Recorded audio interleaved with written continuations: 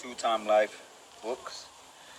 It was published by Robert Edwin Herstein, a Khazar-Ashkenazi Jew, which that means he's not a bloodline descendant of Abraham, but he is a convert to Judaism.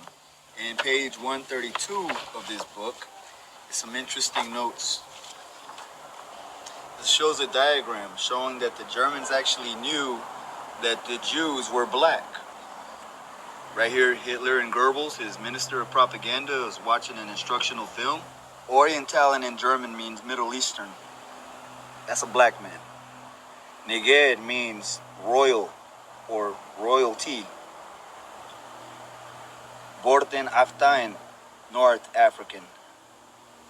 Hamites.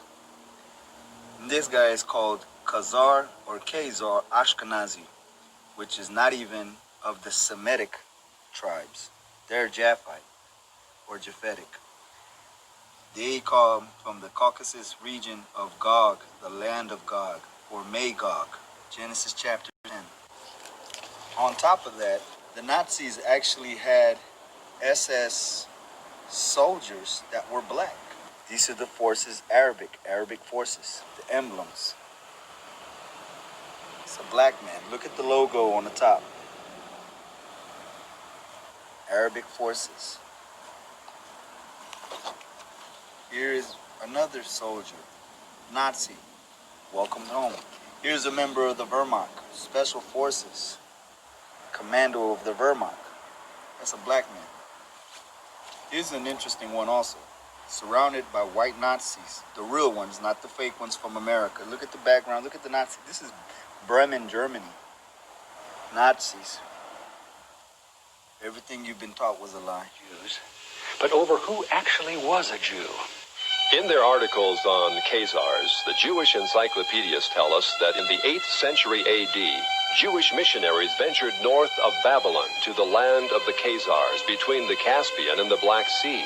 Khazaria was a vast grassland on what is now the plains of southern Russia.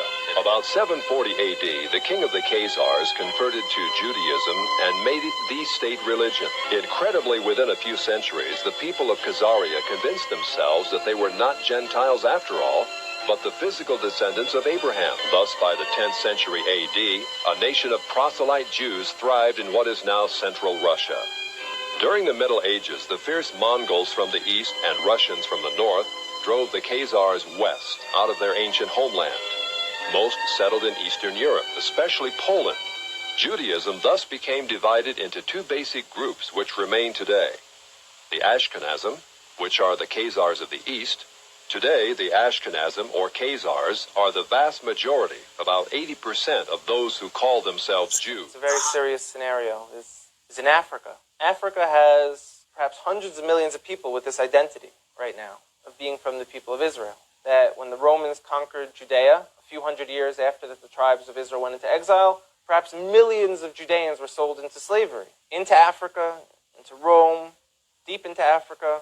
And if you look now, you're seeing people who are most likely to be kept true.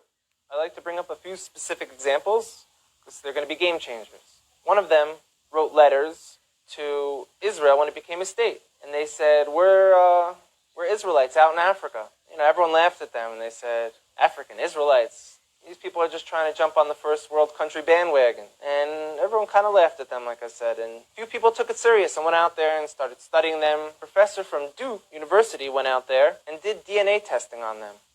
And he showed not only did they share Semitic genes from people who were in Yemen, back to the Middle East, these gentlemen, a large percent of them, have the Y chromosome to be Kohanim, to be priests.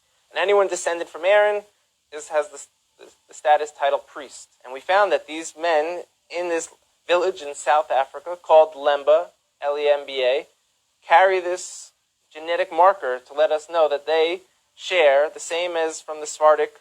Today they share the same exact DNA marker. That's mind-blowing. So everyone kind of got humbled a little bit who laughed at them and said, now what? Now what do we do about this? This could have tremendous implications. Another area in Africa you have something big happening is in Nigeria. You have the IGBO people, or Igbo, pronounced either way. There's 40 million of them. And where it gets interesting is, In America, there was a slave trade, and a lot of the slaves, a very high percentage of them, came from Western Nigerian ports. And in America today, you see a very large movement of African Americans who say that they're the real chosen people, that they're the children of Israel, they're the Judeans.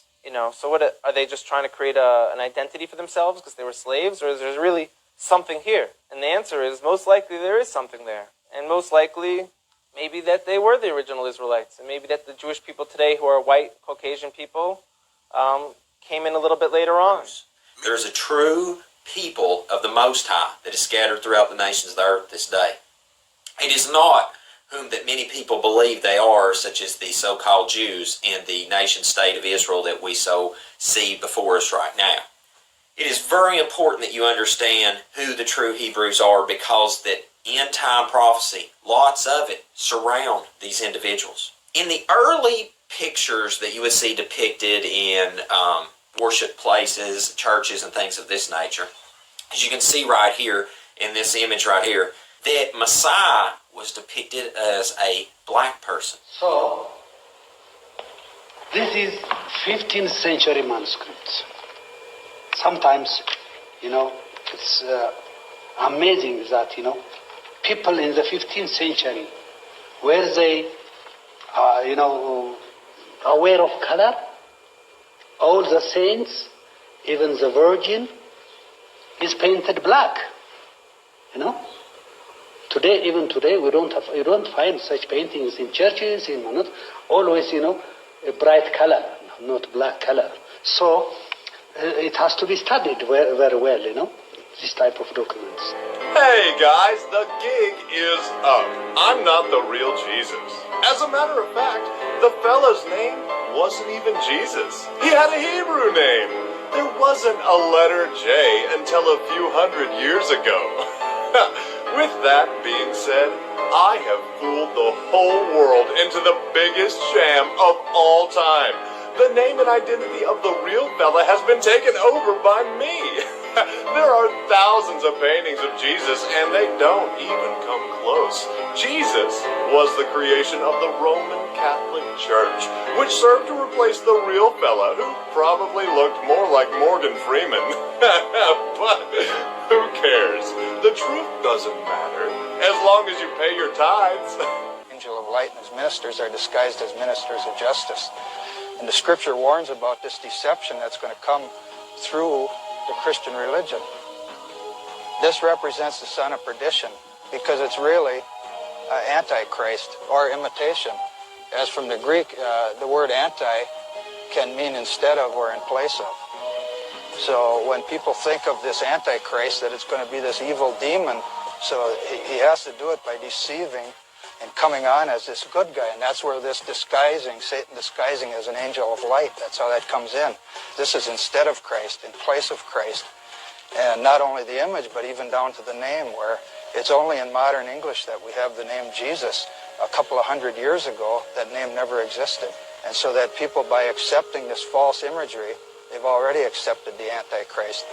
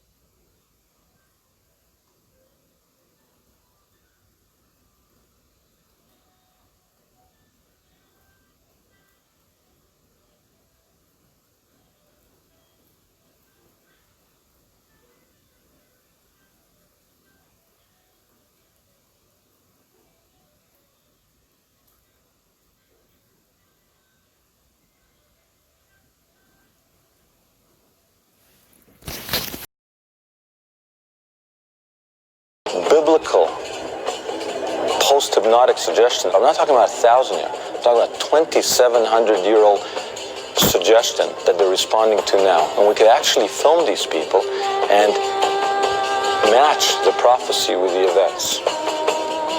And the reason it should matter is that because once they do what they have to do, they trigger the apocalypse.